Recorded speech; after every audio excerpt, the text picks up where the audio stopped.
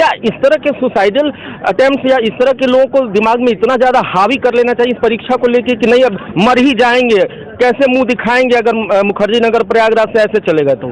इस संसार में जब आप बड़े बड़े दावा करते हैं तो समाज आपको सुनता है, और जब आप युद्ध में कूद जाते हैं तो समाज आपको देखता है।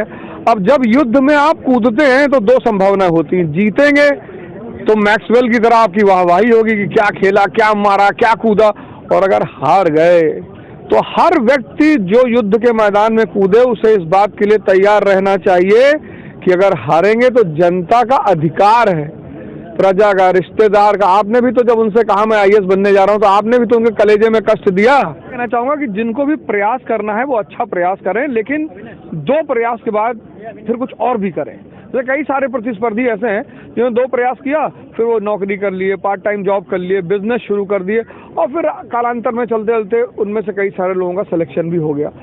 न्यूज़ वॉच 18 में सभी दर्शकों का बहुत बहुत स्वागत है। मैं हूं सुनय पांडे और हमारे साथ एक ऐसे चेहरे मौजूद हैं जिनकी मैं तारीफ क्या करूं, इंट्रोडक्शन क्या करूं, बहुत छोटी सी बात हो जाएगी। यूथ आइकॉन बन चुके अवध ओझा सर, और हम इनसे सीधे मुखातिब होते हैं और कुछ बातें करते। सर बहुत बहुत स्वागत है आपको यहाँ पे। पांडे जी नमस्कार, बहुत बहुत। सर अवध ओझा अपने आप में एक अध्यापक हैं, सर हैं, मोटिवेशनल स्पीकर हैं कि युवाओं के लिए पथ प्रदर्शक हैं। जी मैं तो शिक्षक ही हूँ और शिक्षक के रूप में मैं ये सारी भूमिकाएं अदा करता हूँ। आज इतना बृहद ये कार्यक्रम रहा, आप गोरखपुर में मौजूद रहे, उस अनुभव को जरा सा हमारे साथ साझा करिए कि कितना बढ़िया लगा। बड़ी अच्छी आरती भी कर रहे थे।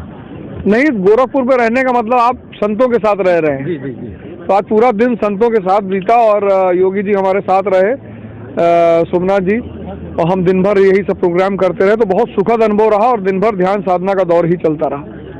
सर सबसे बड़ी एक विडंबना ये है खास तौर पे उत्तर प्रदेश की कि यहाँ का जो युवा है वो अगर सरकारी नौकरी की बात करता है तो आईएएस पीसीएस ही उसको दिखाई देता है, जबकि इसकी संख्या 1000 में है और स्टेट पीसीएस में अगर बात की जाए तो मुश्किल से 400-500 सीट वैकेंसी निकलती है, लेकिन उसके पीछे 5, 7, 8 लाख 10 लाख युवा लगा हुआ है। तो उनके लिए क्या कहना चाहेंगे, क्योंकि सीट बहुत सीमित है? नहीं, मैं ये कहना चाहूँगा कि जिनको भी प्रयास करना है वो अच्छा प्रयास करें, लेकिन दो प्रयास के बाद फिर कुछ और भी करें।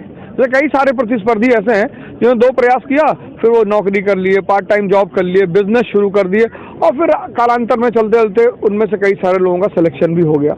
अब जैसे रविंदर जडेजा है, उनकी वाइफ है रिबाबा जडेजा, तो आईएएस की तैयारी करती थी, उधर उसका एग्जाम दिया, नहीं हुआ, फिर वो विधायक हो गई। अब वो नेता हो गई हैं, तो रास्ते खुलते चले जाएंगे। तो रास्तों पे जरूर ध्यान दें और दो प्रयास बहुत सीरियसली उसके बाद अपना काम करें और प्रयास देते रहे। सर ऐसा कभी देखा जाता है, मैंने एक लड़की को भी देखा है यहाँ पे जो हैदराबाद से मानसिक रूप से विक्षिप्त होके उसका मेंस नहीं क्लियर हो पाया, प्री क्वालिफाई थी, मेंस क्लियर नहीं हो पाया, गोरखपुर की सड़कों पर आके और भिक्षुक तरह जीवन यापन करना, फिर मानसिक रूप से विक्षिप्त थी। तो क्या इस तरह के सुसाइडल अटेम्प्ट या इस तरह के लोगों को दिमाग में इतना ज़्यादा हावी कर लेना चाहिए इस परीक्षा को लेके कि नहीं अब मर ही जाएंगे, कैसे मुंह दिखाएंगे अगर मुखर्जी नगर प्रयागराज से ऐसे चलेगा तो?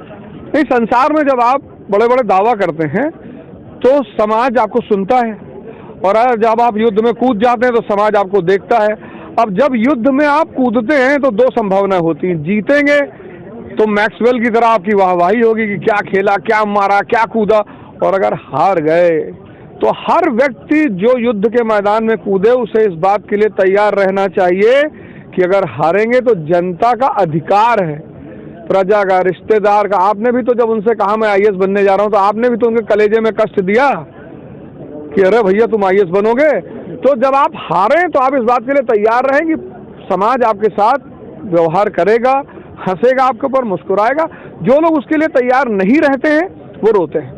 सर क्या माना जाए कि अगर आप तैयारी कर रहे हैं तो थोड़ा सा अगर जितनी हो सके गोपनीयता रखना वो ज़्यादा ठीक रहेगा? जितनी नहीं, आप ईस्ट इंडिया कंपनी ने 1765 में भारत पर, बंगाल पर कब्जा किया और 72 तक किसी को पता ही नहीं चला। 7 साल किसी को पता नहीं चला कि कंपनी का बंगाल पर कब्जा हो चुका है। तो जब रॉबर्ट क्लाइव से व्हाइट वहाँ पूछा पार्लियामेंट में, ब्रिटेन की पार्लियामेंट में, कि यार तुमने अब क्यों नहीं बताया, कहा अगर मैं बता देता तो ये हमारे दुश्मन हमारे पीछे पड़ जाते। तो किसी भी व्यक्ति को अपनी महत्वाकांक्षा किसी से शेयर नहीं करना चाहिए।